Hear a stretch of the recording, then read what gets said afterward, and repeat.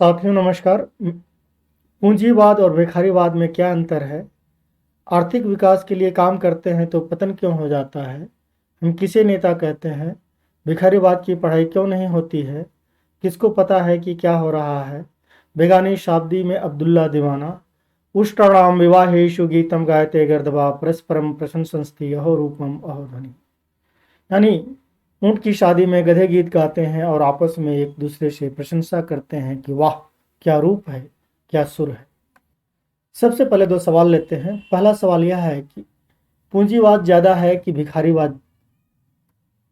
अगर भिखारियों की संख्या ज्यादा होगी तो भिखारीवाद होगा और पूंजीपति ज्यादा होंगे तो पूंजीवाद होगा। देश में पूंजीपतियों से ज्यादा भिखारी हैं, इसलिए भिखारीवाद ज्यादा है, पूंजीवाद कम है। दूसरा सवाल, सिलेबस में भिखारीवाद क्यों नहीं है पढ़ाया जाता है? इसका जवाब है कि सिलेबस 2 in 1 है। सिक्के के एक तरफ पूंजीवाद है और दूसरी तरफ भिखारीवाद है। भिखारियों की संख्या जितना ज़्यादा होगी उतना ही ज़्यादा देश का संसाधन कुछ हाथों में केंद्रित होगा।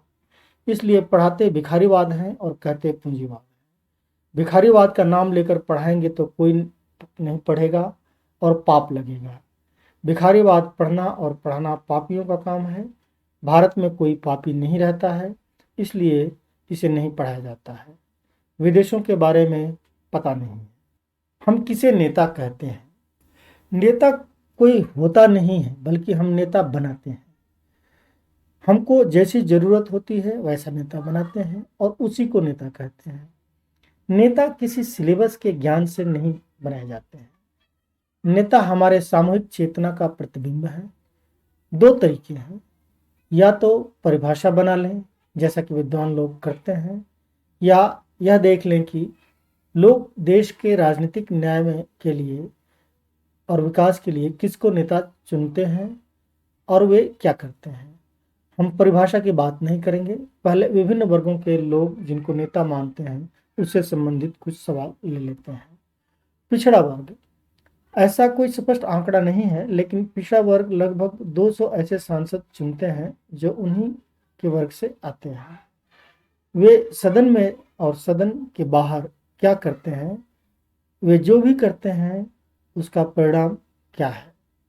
जब हमने ही नेता चुना है तो उनसे नाराज क्यों हो जाते हैं? नाराज होने के बाद दूसरी बार के चुनाव में क्या कोई भूल सुधार करते हैं? जब कोई भूल सुधार नहीं करते हैं तो कैसे मान लिया जाए कि वे नाराज हैं सच में? जो राजनीतिक सोच इनके महापुरुषों की नज़रों में दिखती थी, वह राजनीतिक दूरदर्शिता उन नेताओं में कैसे दिख जाती है जिनको वो चुनते हैं? ये महापुरुषों का सम्मान करते हैं या सम्मान सहित बेवकूफ़ बनाते हैं? सामान्य वर्ग, ये लोग खुद को योग्य समझते हैं।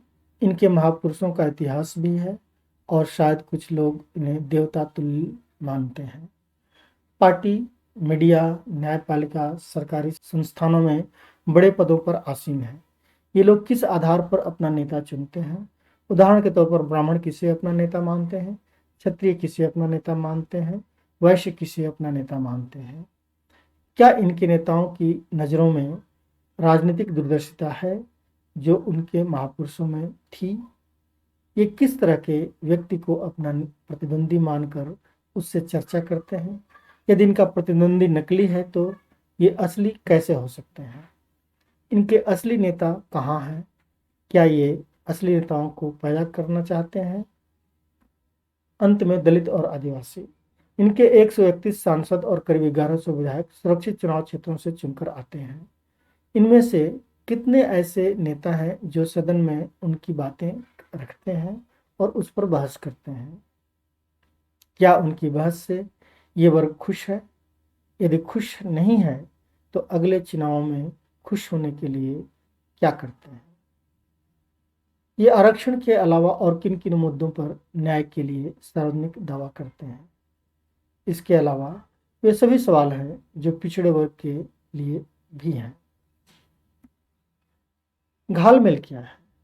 ना तो दलितों का कोई नेता है, ना पिछड़ों का कोई नेता है, ना अगड़ों का कोई नेता है, न सामान्य वर्ग का कोई नेता है, न पिछड़ों का कोई नेता है। तो ये घालमेल क्या है? घालमेल यह है कि हमको सिर्फ नेता चाहिए और हमें नहीं पता कि किस लिए नेता चाहिए। भाड़ में जाए रहन सहन, संस्कृति, मानवीय चरित्र, घर परिवार, सुख शांति, व्यक्तिगत विकास, वैचारिक गुणवत्ता, क्वालिटी ऑफ थॉट्स, बेरोजगारी, अर्थव्यवस्था, श्रम का विनिमय मूल्य, बजट पर चर्चा, स्टॉक एक्सचेंज पर चर्चा, मुद्रा में गिरावट, ऐसे सैकड़ों सवाल।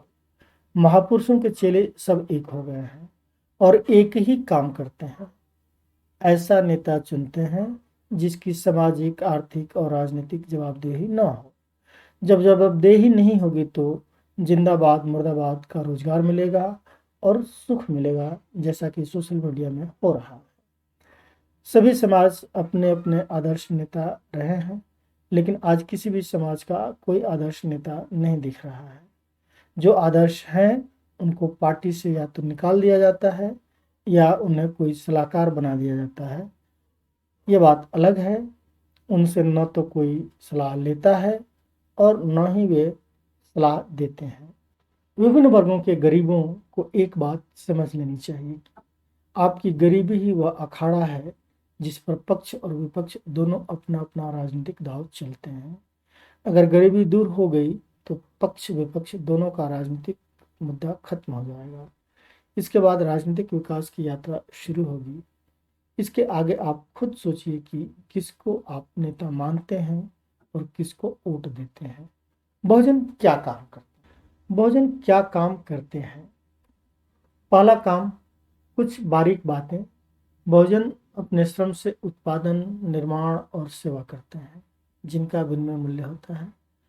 उन्हें जो मिलता है उसे वे जानते हैं और उसके अलावा कुछ नहीं जानते हैं। यदि पढ़े लिखे हैं तो अधिक से अधिक न्यूनतम मजदूरी की बात करते होंगे। रुपए के बारे में उन्हें कुछ भी नहीं पता। दरअसल सृजन या उत्पादन मनुष्य का प्राकृतिक स्वभाव है, जिसके लिए वह अपनी समझ, श्रम, समय और संसाधनों का इस्तेमाल करता है। जब कोई चीज़ बन जाती है तो उसका विनिमय मूल्य उसमें लगने वाले समझ, श्रम, समय और संसाधन के आधार पर तय होता है। विनिमय मूल्य के लिए वस्तु के बदले वस्तु का भी प्रचलन रहा है, लेकिन सरकार लोगों के बीच इस तरह के विनिमय को रोकने के लिए मुद्रा चलाती है, जो भारत में रुपया है। दूसरा काम, जब उन कामों या चीज़ों के लिए रुपया देना जिनका विनिमय मूल्य नहीं है, इससे रुपये का भाव गिरता है। जैसे भूत पिशाच के लिए खर्च करना, आशीर्वाद पाने के लिए भगवान को घूस देना, टेंट लगाकर जिंदाबाद मुर्दाबाद एवं आत्मा परमात्मा करना, समाज सेवा के नाम पर मुफ्त में काम करना और करवाना, गधा पचीसी वाले काम करना, वैचारिक गुणवत्ता, क्वालिटी ऑफ थॉट से दूर रहना, सार्वजनिक दावा नहीं करना, वगैरह वगैरह। दोनों को देखकर आप समझ सकते हैं कि क्या परिणाम होगा। यह निर्णय आपके ऊपर है। आर्थिक न्याय और अन्याय क्या है?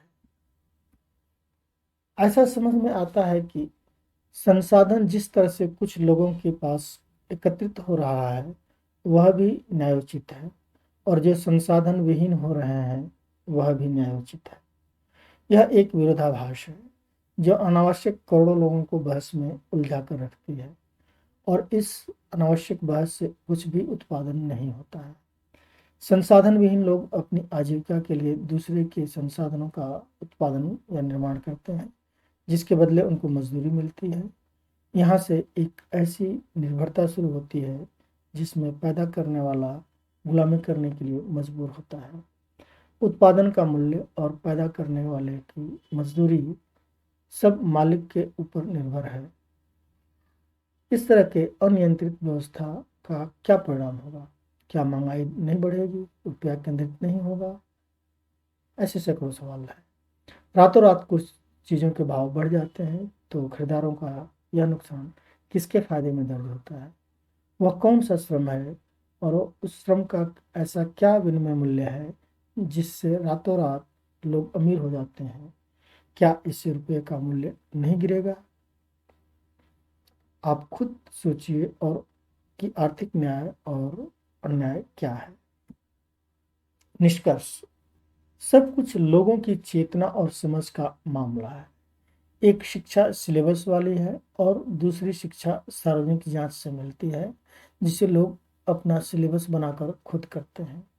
सरकार की जिम्मेदारी का मामला ही नहीं है, बल्कि पढ़े लिखे लोगों का निजी मामला है कि वे अपनी समझ खुद दुरुस्त करें। इसमें जिंदाबाद मुर्दाबाद और किसी झगड़े का कोई काम नहीं है। लोगों को खुद समझना पड़ेगा कि पूंजीवाद के कैप्सूल में भिखारीवाद है या नहीं है। अगर नहीं समझेंगे तो क्या होगा? पहले तो अनपढ़ों की शादी हो जाती थी, लेकिन अब पढ़े लिखे लोगों की शादी भी मुश्किल से हो रही है, क्योंकि पढ़ाई से उनका समझ दुरुस्त नहीं हो पा रही है। अब पढ़े लिखे लोगों को की शादी नहीं होगी तो बेगानी शादी में अब्दुल्ला दीवाना कैसे हो? अब्दुल्ला को दीवाना बनाने के लिए शादी तो करनी ही पड़ेगी। शादी करने के लिए समझ दुरुस्त करनी ही पड़ेगी, और समझ दुरुस्त करने के लिए सार्वजनिक जांच करके सही और गलत को समझना पड़ेगा। अपनी जांच और अपनी समझ।